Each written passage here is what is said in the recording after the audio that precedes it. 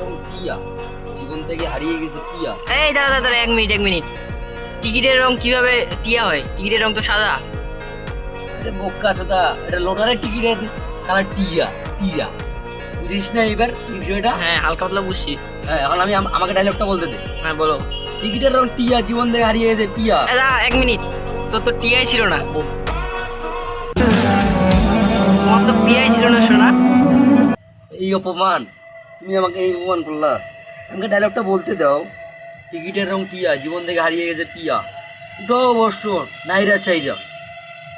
এই কথা কইয়া সুজন মিয়া আর রাজ্জাক মিয়া। এই দাঁড়া, সুজন তো তোর ভাই হবে।